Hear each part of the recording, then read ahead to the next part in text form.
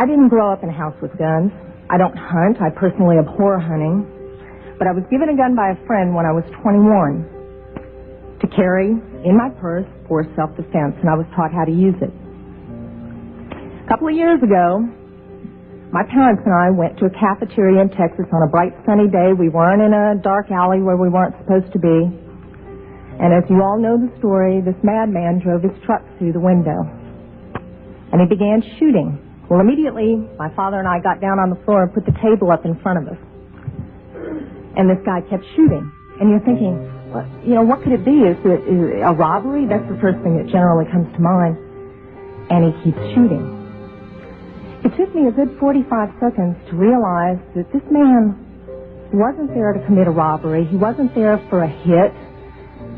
He was there to simply shoot as many people as he possibly could.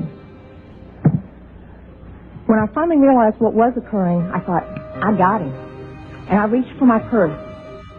He was maybe 12 feet away. Is it possible my gun could have jammed? Sure. Is it possible I could have missed? Sure. But I can tell you I've hit much smaller targets at much greater distances. But then I realized that a couple of months earlier I had made the stupidest decision of my life. I took my gun out of my purse and left it in my car. Because as you well know, in the state of Texas, it's sometimes a felony offense to carry a gun in your purse. I can tell you that I'm not mad at the guy that did this. As he continued, it was obvious that he was a madman. My father, at that point, said, I just got to do something. I've got to do something. He's going to kill everybody in here. And he rushed the man. No way. The guy turned, shot him in the chest. He went down, was obviously mortally wounded.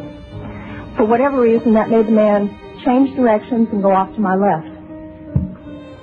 Shortly thereafter, someone at the back of the restaurant broke out a window. When I saw what looked like an opportunity to escape, I turned around and I grabbed my mother by the shirt and I said, come on, we've got to run, we've got to get out of here. And then my feet grew wings and I was outside the window. As soon as I got out, I realized that my mother had not followed me out. And as I learned from the police officers, she had crawled over to where my father was and cradled him until the guy got back around her, put the gun to her head. She looked up at him, put her head down, and he pulled the trigger. My parents had just had their 47th wedding anniversary. She wasn't going anywhere. As I mentioned, I'm not really mad at the guy that did this. And I'm certainly not mad at the guns that did this. They didn't walk in there by themselves and pull their own triggers. The guy that did it was a lunatic. That's like being mad at a rabid dog.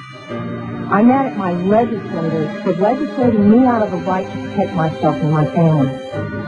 I would much rather be sitting in jail with a felony offense on my head and have my parents robbed.